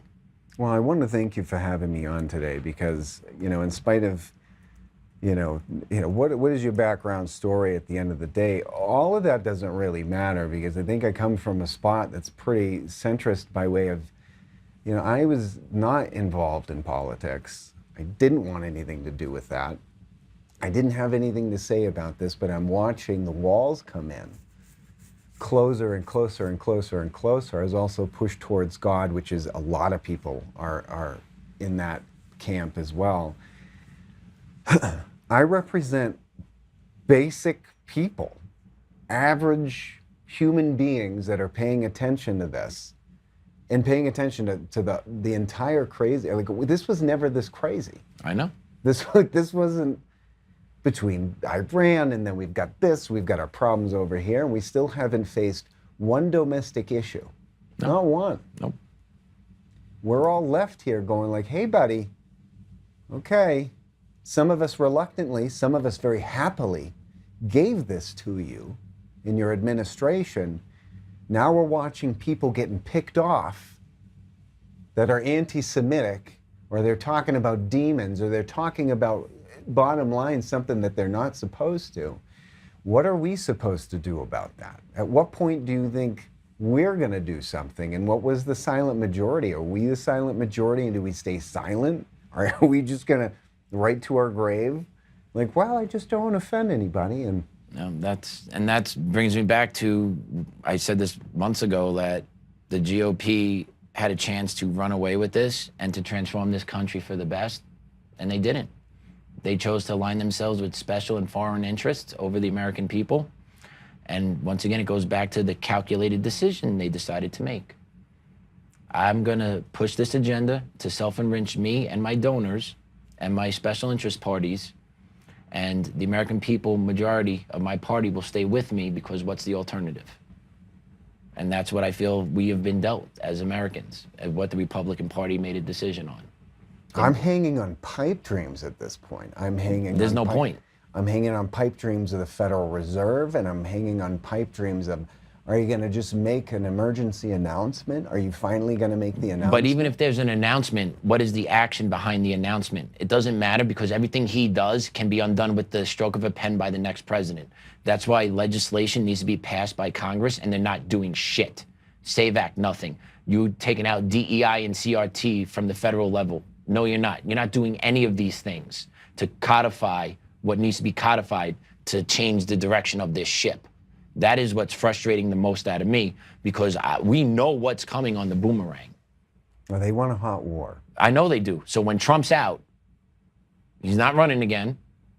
I don't know if Vance or Rubio or whatnot. I don't know. Don't care. I'm not excited about either of them, to be honest, at this point. But when Trump's out and the Dems come back, open borders again? Because you can't say, no, we can't close it. No, it's unconscious, can't do it. We got to open it up, right? Because that was the whole Biden thing. Oh, Trump never did this, and this, so I can't really do anything about the border, so it needs to just revert back to being open all the time. Is that going to be the same shit again? Because there's been nothing done federally to stop them from doing anything when they come back, where they actually have to change law or revoke law to get their shit through. We're not making anything hard on them, which is very frustrating to me, because this administration was given the keys to the kingdom. They were given the mandate from the people. Get this ship turned around, and we're still not turned around. Weren't there some arrests that were supposed to happen? Sure. Sure. Love to see them. And I'm not talking about the Somalis with crooked teeth. I'm talking about the ones at the tip of the spear. Give me Obama. Give me Fauci. Give me Rice. Give me Hillary. Give me anyone connected to Epstein. I mean, Comey, right? Isn't Comey somewhere? There's a charge pen and whatnot. Give me what happened in Butler. Clapper. Give me what happened to Charlie Kirk. Don't tell me this furry took that shot and executed one of the most famous, influential men in America. Was he the one that owned that explosives company? No, he's the one that was on the roof. Oh. He's the one that supposedly pulled the trigger, not the explosive company that burned down a month after. Right a month later. Not that one. After that $400,000+. Right. I believe there was a purchase made. There was a lovely amount, kind of what we're wearing now. But, like, give us stuff. And the problem is, independent media has done such a good job of talking about the things that mainstream media won't, that's where people have been informed, is through third parties. How much shit do you get off the TV? Nothing. Not a thing. Right. You get it all from third parties that are more credible than what's put on the TV every day, every night throughout America, supposedly. I mean, shit, everybody's become a telegram warrior and trying to figure out if they're saying that, this is over here, this one's reporting this, which is weird over here. Okay, I did my math problem for for the morning. Now I know actually approximately what's happening. Approximately, which then allows you to kind of have an idea to make a decision and an assessment of the situation, and then to act accordingly based on that assessment. My assessment is we're in a tough fucking spot, and we need people above us to actually help us. To be honest with you, we can't change everything. Outreach. We can't do it all on our own. We can't. We need those forces, the ones that operate with the levels of power that could make a phone call to get arrests made to make sure justice is carried out. We need those people to do it, and they're not. Patrick, we found the synthetic, how the election results were synthetically produced. We found them. Yeah. We found what Tina found. Yes. We found all of that. We handed that to people that needed to hand it to somebody. I've heard and about they this. handed it. And then we're sitting here, and what we got out of that was, okay, so now you know that we know, and now we know that you know that we know. And you know. Uh-huh. And now, yeah, exactly. And what do you treat it You're like? scoped. 100%, to a point where there's no point hiding. It's okay, well, Yeah. oh, neato. Okay, so you know that I know that you know, and nothing's being done. It's completely fake. So we lose all faith, anyone intelligent enough to go beyond just seeing what's laid in the grass without walking anybody through the weeds of any of it. And we're just, is anybody going to reach out to anybody doing any of this work? You got the Ed Solomons of the world, you got the Mark Cooks of the world, you've got all of the, and a ton more, obviously. You've got all these great American people trying to figure out a way to preserve, and I'm looking at it now, it makes you feel like an asshole. It's a Tom Petty song. No less, it's great. Okay. Great Tom Petty song about making me, you'll do anything to make me feel like an asshole. That's what it feels like. So you're sitting here looking smart, intelligent American people in the face going like, yeah, I know you found that. And nothing. Nothing. Mm-hmm. Just blink, blink, blink. Mm-hmm. All right, I know you know. Glad we helped you all out. Mm-hmm. I know you know, and now I know I need to watch you also. And I need to make sure. And now we know what time you're over there. Okay, now we got to figure out they're over there and you're over there, and to have to deal with constant operations as an everyday human being, and then let alone get good at it. Right? I like to, some of us like to think so, Mm-hmm. and it almost doesn't make a difference. No. No, it doesn't. Man, we got a whole B block. I'm going to play one clip out of B block for us. We're just going to do one clip, Damon, out of B.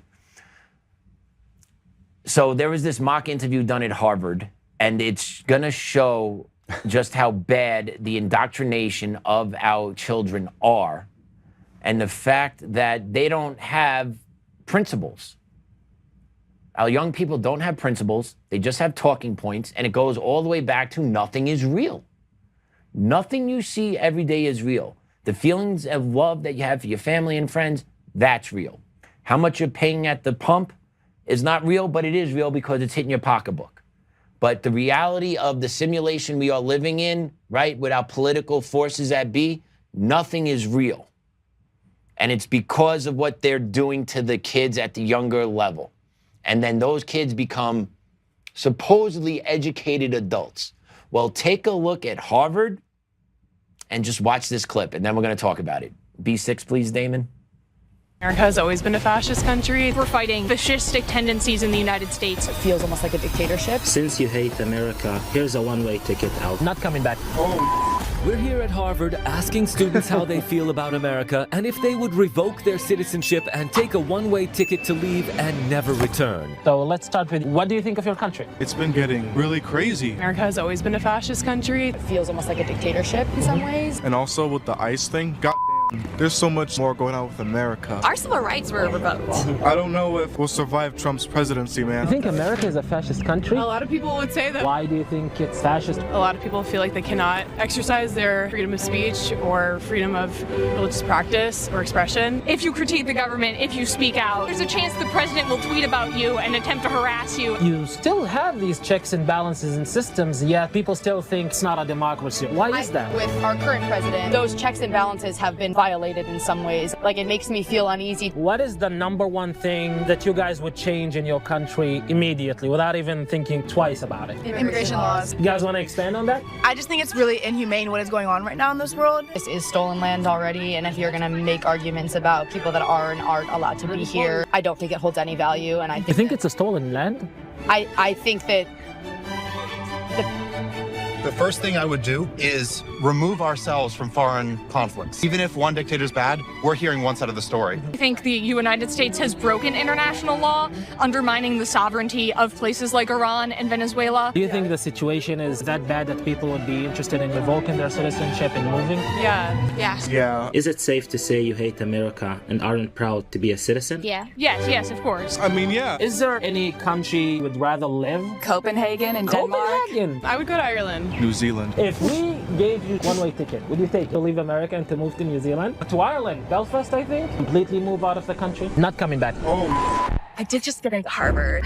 that's a really hard question. No, I think by the end of the day, we're still stuck in this together. I have obligations. All right, I got family here. I got school here. All right, fine. We'll take that as a no. Practically, I think it would probably be a poor idea. Like, there is still, like, a lot of good opportunities in America. Born and raised in America. My whole family's here. My whole life is here. This has been home. This is opportunity. I'll never be able to take that away from, the place that I was born in. When given a real chance to leave, no one takes it.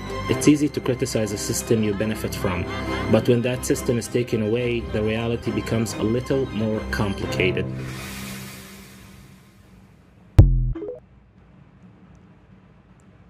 Do they have any parking lots over there in Harvard? What do you think, buddy? Was the parking lots all stolen land? You love that? I love that.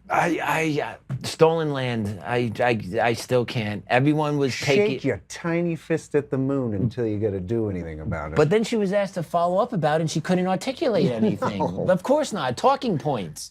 But that's the lie. And right? How many meetings have you ever been in meetings? I've been in meetings where we're going to start this meeting and acknowledge of the stolen land that we are on and the suffering of the ancestors before us. Have you ever been in a meeting like that? But couldn't name any one of the tribes or any of the ancestors or any of the historical basis of their point. No, and I'm gonna be really rude here because I'm tired of this shit. I'm tired of it. It's not stolen when we came to you, saw you face to face, and we kicked your ass. It's not stolen. You got beat up and taken. Sorry. I'm tired of this shit. I'm tired. It's not stolen. There was wars. You guys lost.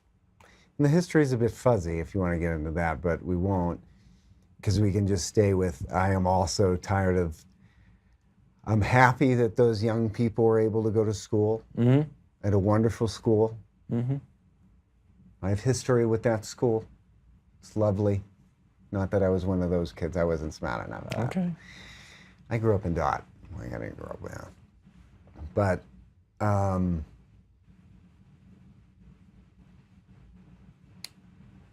the amount of privilege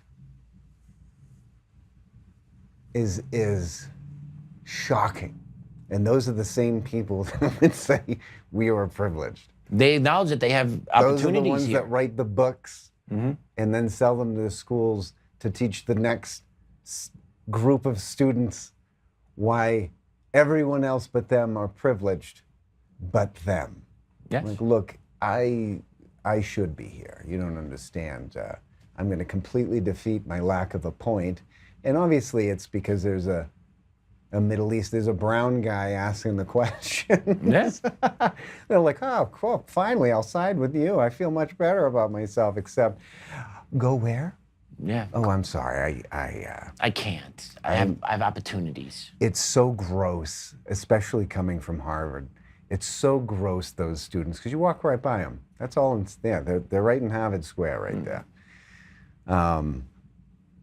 And that's the fact, God, the ignorance is abound. But there you have a complete part of society of the upper crust, and those kiddos are going to be the ones teaching. They're going to be making rules. They're going to be writing the books. Yeah. They're going to be, ushered up as long as that they're. I mean, right now they're probably savable, right? They still have an iota of their own thought. They understand that there's opportunity in America still. They sure do. So therefore, we're not bad if there's still opportunity. So you can be saved. Can be saved. But we do feel bad for all these immigrants that are getting kicked out and all these families being arrested. Like, cite one of these things, like cite anything, but they don't have a point. So what is it that the schools teaching? They teach that you're on stolen land. Like, no joke, schools start meetings this way. School boards start meetings this way. And the second you do that, what do you get? Mm-hmm. How enlightened. So enlightened. But once again, not stolen, conquered. Conquered. Can we agree on that? Conquered? Conquered. Can we agree that that was the way the world worked back then? Would we agree that everyone basically was trying to take from everyone else at that time? I'll even argue that the American settlers before, there was a lot going on. To sit there and go like, they were racist for like 300 years. But wait, there's a lot going on. It wasn't stolen. We actually bought Manhattan. We purchased Manhattan from them. Louisiana Purchase. We bought that also from the French. No one complained about the French controlling that. But lower side of Manhattan is still, I believe that's still owned by London. Okay. Where they keep all the banks, where all the gold is. I believe that's still sovereign to London. They didn't want to give that. Not yet. Okay. I believe where Disney World sits is also sovereign to London. That's why they don't have to pay taxes. There's a couple of places. I know that sounds a little tinfoil hat for you, but you can look it up. But this stuff, it irks me to no end that you have these kids going to a $70,000 a year school. More. Oh, it's more now? 120,000? Yeah. Oh, my bad. Sorry, I'm out of touch. Paying $120K, and you... Basket weaving might be 70. And you parrot these talking points of the oppression, and then at the same time, why are so many people coming here if we're oppressive? Like, no one can answer those things. Why do people that are black and brown and of different races come to America? Like, I want to experience real oppression. Like, I live in Africa, I live in the Middle East, but you know what? I want to have some real oppression. I'm going to go to America. I'm going to go to the... Do you think they do that? Literally, that's what has to be being said, no? Let's flood the streets of the most oppressive country I need to be oppressed. Give me that red, white, and blue, baby. And thank you for that $3,000 envelope. And the EBT, and the hotel. And the cell phone. And the clothing, and the transport, and the plane, and the buses, right? All the and the hotel room. You know what I'm saying? Like, and room service. But we're oppressive and we're racist and we're the most horrible nation. No, we're the most gracious nation, the most forgiving nation. Absolutely. And just good people. Yes, and they make us look like animals and turn us into animals when we're really not. We're just tired of being disrespected and taken advantage of the shit we had nothing to do with. I just think it would be really funny to put them in different, groups. Go into a black community, go to a southern black community, a southern white community, go all over the place and just see how their answers change. Because that's the type of people that they are training. And it's so sad because those kids are smart. Yeah. Those kiddos are smart. If they were given an opportunity to not be so New Yorker WASP, because being liberal like that is trendy. There's no thought to it. It's so easy to sit there and go like, yeah, founded by racists. And then the people that run this thing are, well, they're not racist, but the people that are ruled in this country are racist. Like, no, who's racist? Who? And how long does that argument last? They are. 100% the only people bringing up race are the people calling everybody racist. And they're the racist ones. Again, who's a racist? People that base everything on race. And the other part about the stolen land, like all this the stolen land, the oppressive nation, everyone dismisses the fact that it was the Spanish that started the slave trade in this hemisphere. Oh God, we can get right into that. But people forget to talk about it. It completely gets disregarded that it was the actual Spanish, you hear me? Brown people started the enslavement in the Western Hemisphere. Well, it was actually the Vatican that allowed that. As a matter of fact, the Vatican was the one, I can't remember the Pope. My retention rate is terrible. To enslave Africans instead of the native populace. They were allowed to have whatever they wanted that they found. Spanish priest Bartholomew de las Casas. You ever heard that name? No. Spanish priest Bartholomew de las Casas. This is coming from my social studies teaching days. Oh. I just found it in my head as I'm sitting here talking to you. I think it was in the 1500s. He wrote an edict that basically told the Spanish people, we can no longer enslave the natives, but we need to find somebody that can work in this climate that is used to being in hot, humid conditions for farming. So a Spanish priest by the name of Bartholomew de las Casas summoned to the continent of Africa and called to enslave the continent of Africa to use as the slave labor into the New World. So that's never discussed. Slavery started in the Western Hemisphere because of the Spanish and the Portuguese. History is not talked about. Real history is never taught. Ever. That's the problem. And real when it was taught. kind of... Because it's inconvenient. It's inconvenient to talk the truth. And watered down and a lot of points discounted. Yeah. Like, there's a lot of stuff that happened. But it started with the Spanish bringing the slaves over here to North and South America, the Western Hemisphere, and then it was America.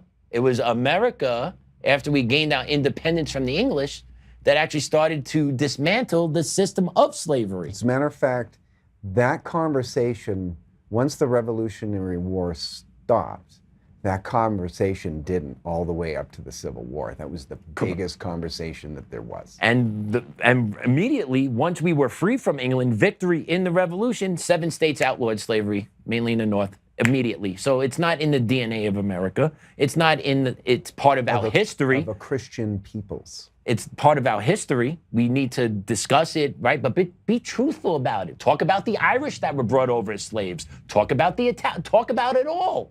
Don't just sugarcoat it, and talk about the funders of the slave trade as well. The first English settlers were indentured servants. Yes, they were. And then let's not forget, France let out prisoners to come over to start a new world, but the condition was you had to marry a prostitute and bring a prostitute over to the new world. That's right. The French did that. The French did that. They emptied their jails and said, hey, you want a new start? Get this shit, get out of our country, but you got to take one of the whores with you. Bring your whores. Marry this one, bring it over. And they did it. So you're telling me America, like we can make America work with anyone that wants to come here and do shit the right way. That's it. And it doesn't have to be clean. It doesn't have to be neat. Just don't with anybody else's shit. Just leave everybody to do their thing. Right. And if you can't help out, then leave everybody alone. And don't force me to live your way of life that you're trying to inject into my. No, this country was founded specifically. Either adopt to what our foundings are or don't come. The irony going back to this Harvard group, all those kids, too, I mean, this is the only country that they survive in.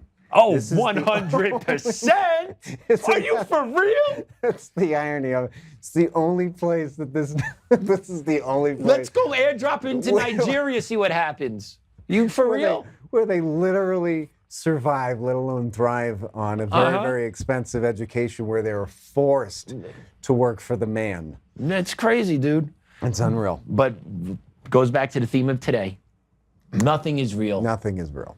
But I'm glad we had a good show today. I thought we had a great show. I thought it was fun, entertaining. Thank you for having me. Of course, anytime.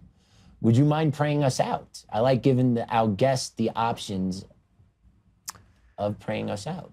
You know what? Where are we here? Right about... You mean time? What are you talking about? I'm not very good.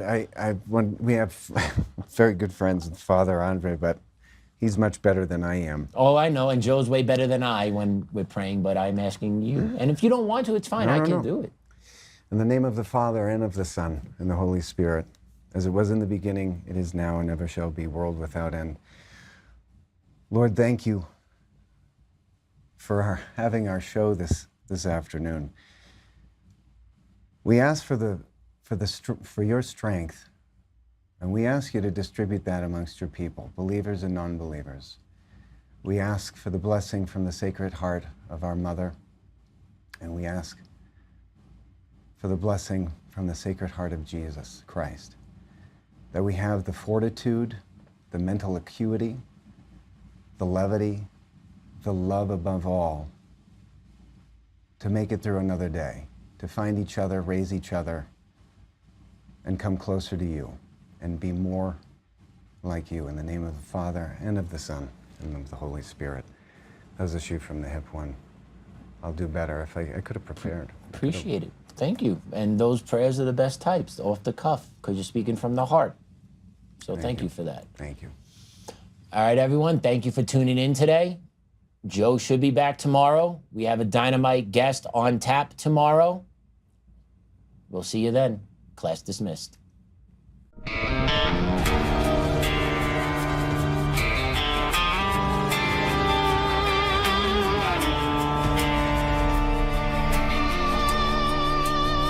Rise up untamed, in the heart of the fight where the wild ones roam. Joe Oltmann's calling, bringing truth back home. From conservative daily to this untamed fire, we shatter the silence, lifting spirits higher. No chains can hold us, no lies can prevail. Authentic and fearless on this rugged trail. Patriots gather under stars and stripes. Untamed nation, igniting the night. Untamed nation, let the truth roll out in this land of the free. Standing proud from sea to shining sea, we won't back down. Catch the fire, wear the crown. Untamed nation, it's our battle song, motivating hearts where the brave belong. Yeah, untamed and wild, forever strong. Play it again all night long.